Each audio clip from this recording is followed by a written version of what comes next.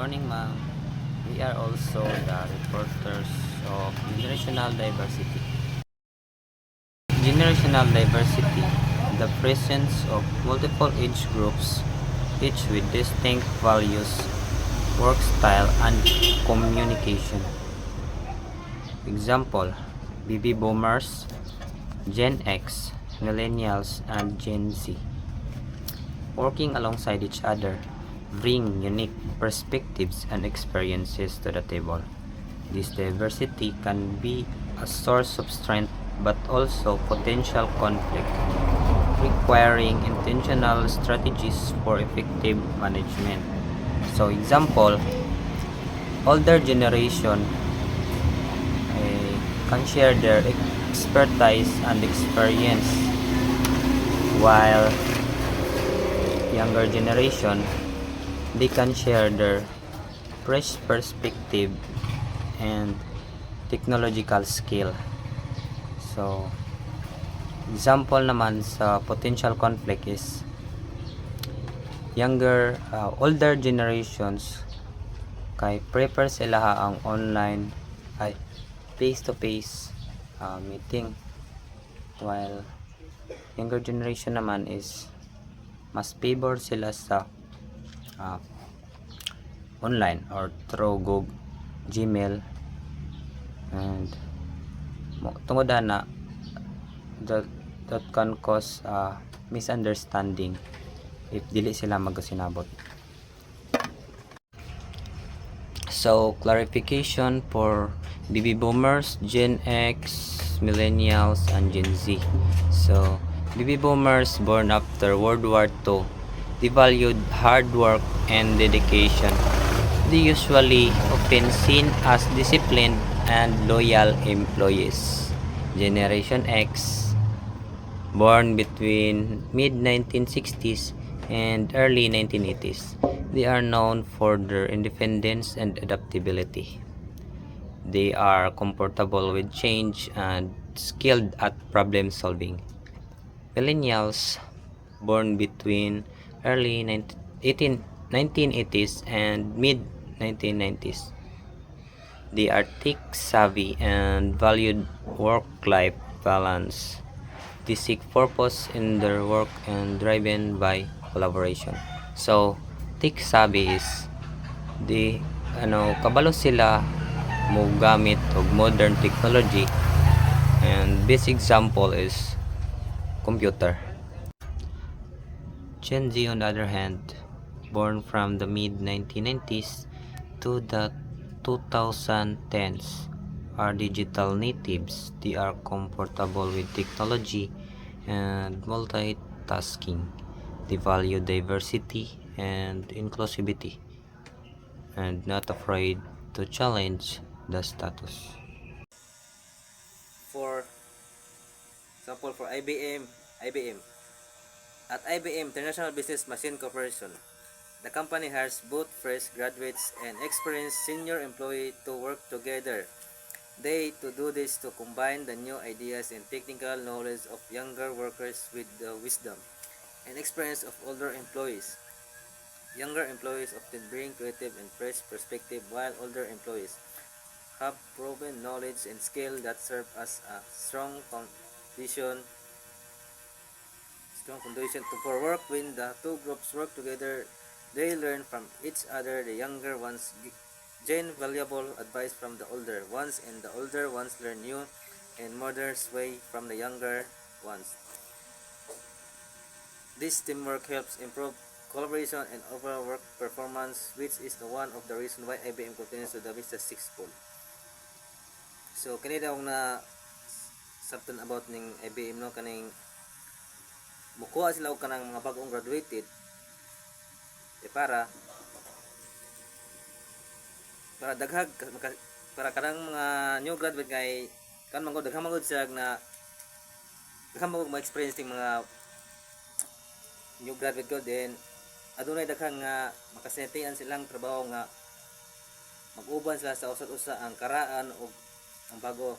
Then katong mga panaan karang empleyado kung matigulang nga dugay na, siyempre ilan na silang tudloan ng mga new employee para paabot sa panahon kana sila mahawd na sila nga unsa ang pagdala sa Business Machine Corporation. Then ang mga bata-o kasagaran adunay mga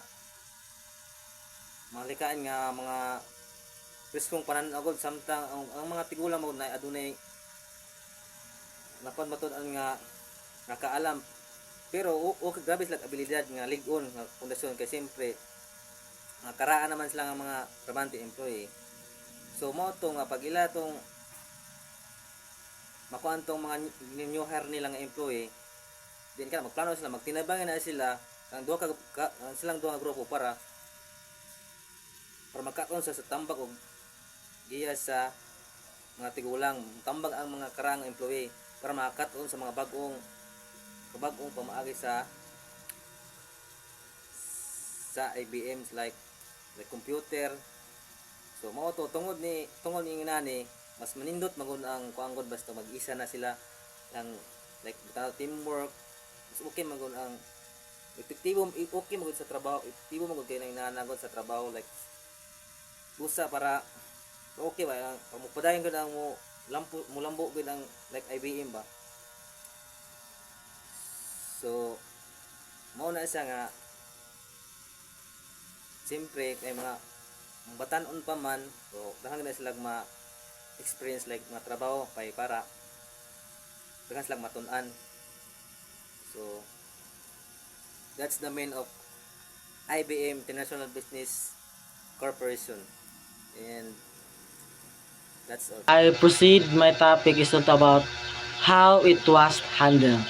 IBM, or International Business Machine, manages generational diversity by creating measuring programs where older employees share this knowledge with younger ones, while younger employees help teach new technologies to older staff.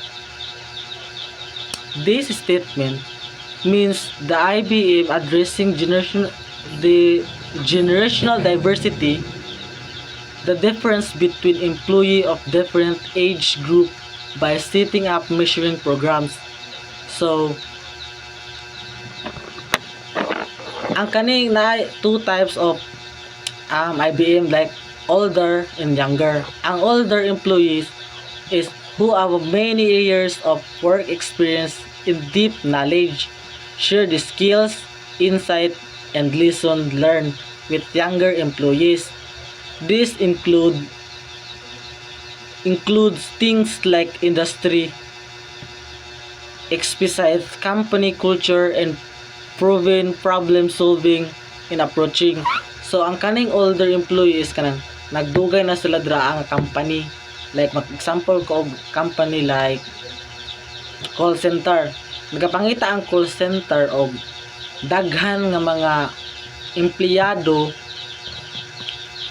kay ang katong bag-ong nisulod nga mga empleyado nila, ang katong mudira mosulod si older employee, ang sila mutudlo ato nila nga unsaon paggamit o unsaon paggamit sa mga kagamitan dito sa call center, like atong mga how to interact people, something ana. Then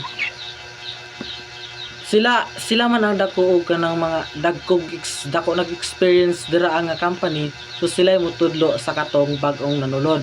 So ang younger employees who are often more familiar with modern tools and up-to-date technology teach older employees how to use new system, software, and digital process.